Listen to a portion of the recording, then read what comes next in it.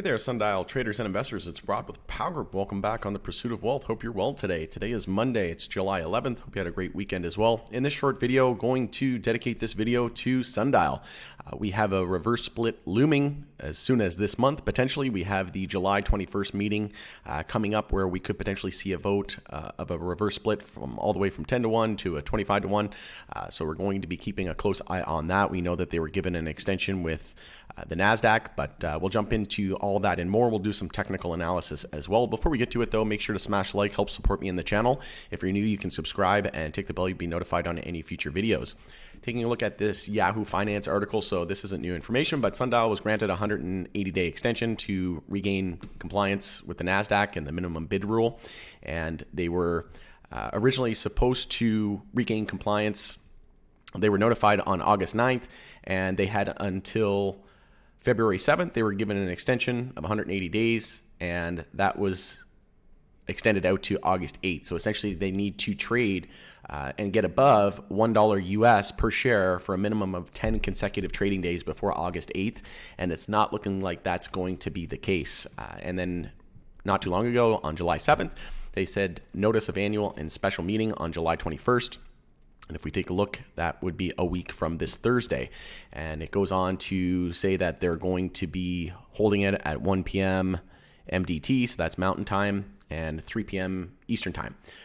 So the current nominees, so the board of directors, she goes on to mention them. And at the meeting, the company will also seek the approval of its shareholders to, among other items, consolidate all of its issued and outstanding shares on the basis of consolidation ratio between 10 to 1 and 25 to 1. So the consolidation ratio. Sundial is currently not in compliance with the minimum $1, and this is something I've said for a while now that I really didn't think they were going to be delisted because they were only listed on the NASDAQ at the moment. And I thought that the chances of them getting delisted were about less than 1%. And sure enough, it's going to be potentially 25 to 1 would be pretty huge. We know that Aurora did a 12 to 1, but a 25 to 1, that would put a share price, essentially, you just multiply it by 31, right? So it's at 31 cents now. That would bring us up to about a $7.75 share price. If they do a 10 to 1, then it'd just be 31 times 10, right? Which would be a $3.10 share price. So we'll see. That's a pretty big ratio and gap between those two ratios. So we'll see. More than likely, I think it's going to get shareholder approval. I just did a video as well on High Tide. Consider checking that out if you're interested, but essentially huge news after hours, up 15%. Their subsidiary, Bless CBD, is listed on Amazon UK. So we'll see if that can help the sector tomorrow and get some positive momentum.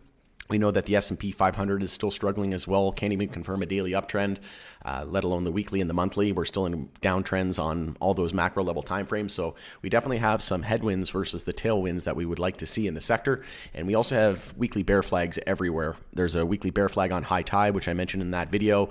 There's a weekly bear flag on Tilray. There was one on TrueLeaf, so High Tide. There was another one on Oxley and one on CGC as well, Canopy Growth. Canopy Growth actually hit its weekly bear flag target of $2.33.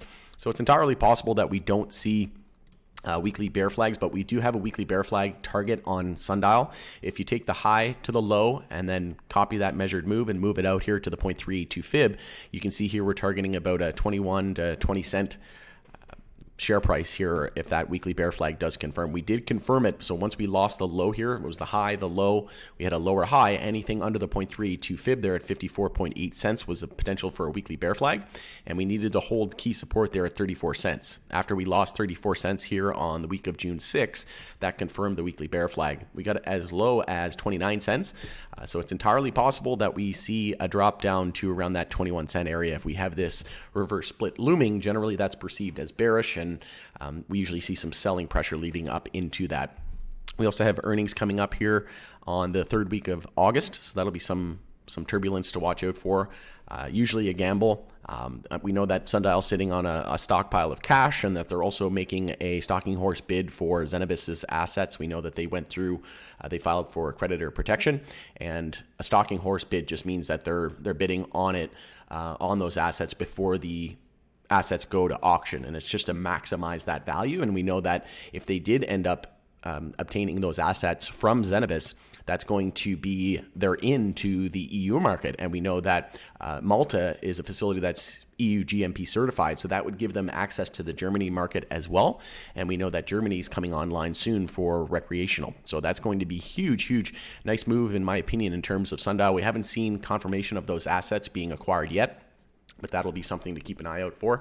But on the low end, we're looking at about 21 cents here on a measured move from that weekly bear flag. Do we absolutely have to go there? No, we do not, but that's just what the charts are saying, right? It's just probabilities.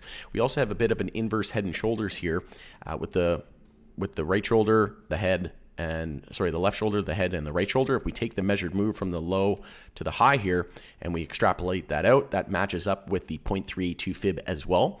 And that means that we could potentially see a move all the way up to 54 cents. So if we hold 29 cents from here, that's going to be the key support going forward. If we lose 29 cents, then like I said, we're back into that weekly bear flag targeting about 21 cents.